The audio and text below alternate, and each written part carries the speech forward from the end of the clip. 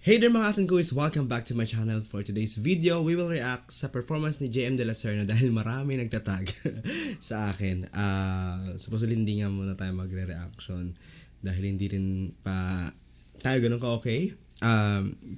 We're not that feeling well. Pero okay lang. I think improving naman na. Okay? Then, previous days kasi may mga sobrang busy. Ang daming mga ganap. So, alam ko hindi pa rin tayo nakapag-react kay Mariel sa performance niya ng dito sa Especially For You ng It's Showtime. Pero sa mga susunod na araw, i-try din natin, ha? Try natin na Hindi, sige, mag-react tayo. Pangako natin mag-react tayo sa isa sa mga performances ni Mariel dito. Dahil next week, busy na naman ulit. Oo, meron din tayong lakad. But for now, let's react dito sa performance ni JM ng Before I Let You Go.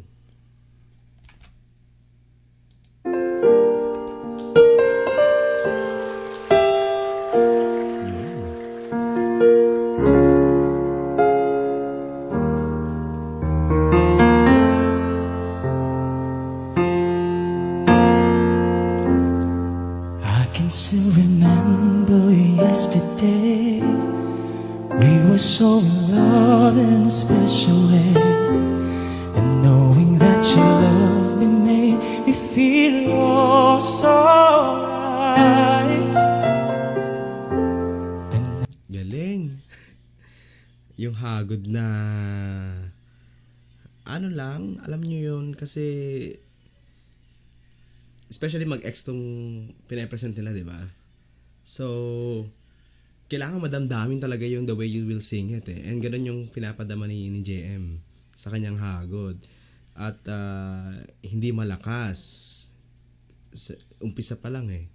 Tapos piano accompaniment lang kasi din siya. So, okay yung placement.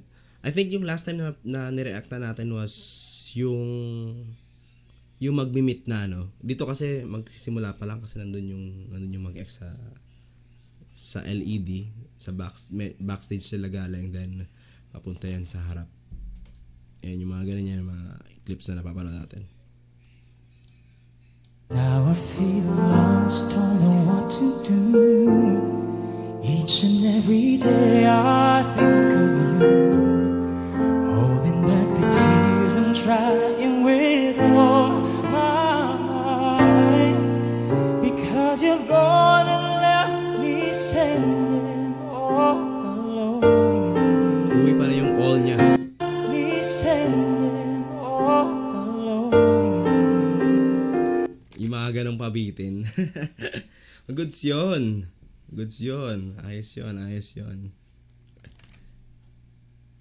And I know I'm gonna face tomorrow on my own.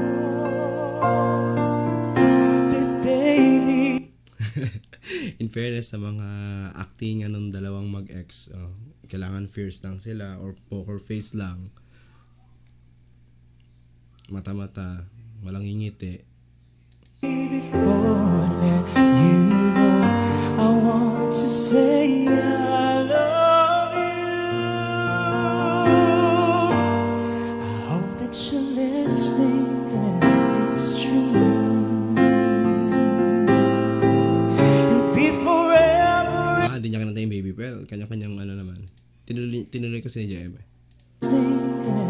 It's true. You'll be forever in my heart, and I know that no one else will do. Yun, R&B. And I know that no one else will do. So before I let you go, I want to say. So before I let you go, I want to say.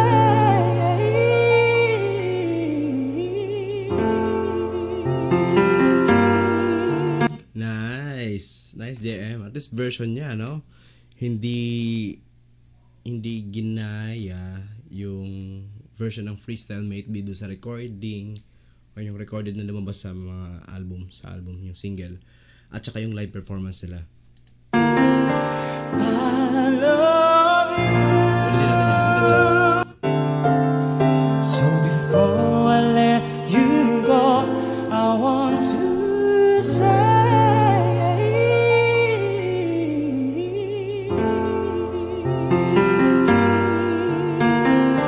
I love you. Ang Curtis. Si Ann. Sapaw. Okay, welcome to Express. Nasapaw ni Ann yung si JM sa camera. Sorry for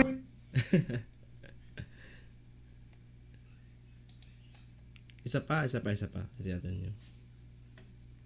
To say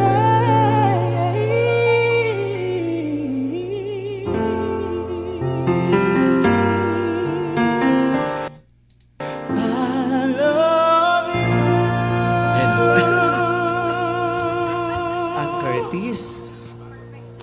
Okay, welcome to Especially for You. Well, ganyan naman sa Showtime. Yung mga ganyang mga mali sa blocking dinadaanan mo na sa joke. So, mas nagiging nakakatawa din. Alright, so sa performance si JM, galing. Sana makanta niya rin ng buo yung Before I Let You Go kasi bagay sa kanya, bagay sa boses niya.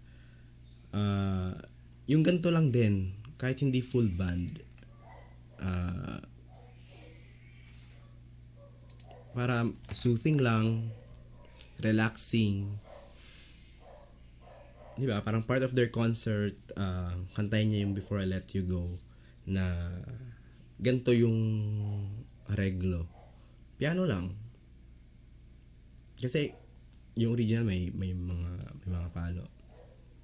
So, ang ganda dahil mas nanunuot, 'di ba? Mas yung feelings nandun, yung per line. Galing. Tsaka mas napapakita ni JM yung versatility niya na hindi naman laging dapat big notes yun, laging malakas para mas ma-appreciate din natin yung tone ng boses niya na piano lang tapos boses niya yung naririnig natin. 'Di ba? Mas mas lumalabas nga doon nga natin, katulad ng sinabi ko last time. Doon natin na-appreciate yung ganda ng boses ng singer talaga kapag isang instrumento lang yung kasama niya dun sa song number. Napakaganda ng boses ni JM So, ayun, kung i-wish ko na kantahin niya to ng buo, okay lang sa akin na piano. Piano lang yung accompaniment niya.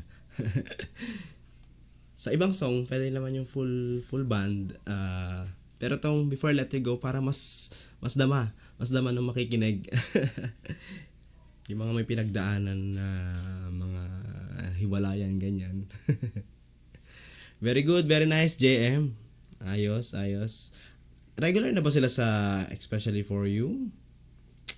Para salitan sila ni Mariel doon? O kaya minsan siguro mag-duet sila dyan? Diba? Ayos yung Before I Let You Go. I think mas alam niya naman tong song na to kaysa yung sa last time na kinanta niya. At mas relax rito. Kasi yung last time daw pala hindi ata siya nakatulog daw. Tapos parang he just learned the song the day before. Ganyan. Pero itong Before I Let You Go kasi classic na to sa atin mga Pilipino At kinakanta rin ito madalas sa video. Okay. So yun. Ayos, JM. I'll just be waiting for the full version ng Before I Let You Go. Okay? Kayo naman, JM De La Serna fans, Balladeers. Yan, ano masasabi niyo sa performance ni JM? Don't forget to comment and hit the notification bell. Tapos mag-subscribe na rin kayo sa aking channel para lagi kayo updated sa JML reaction videos natin. Tsaka videos na rin. Alright? Maraming salamat sa panonood ng video na to. Like kayo, mag-iingat. Nako, uso ang sakit. Bye-bye!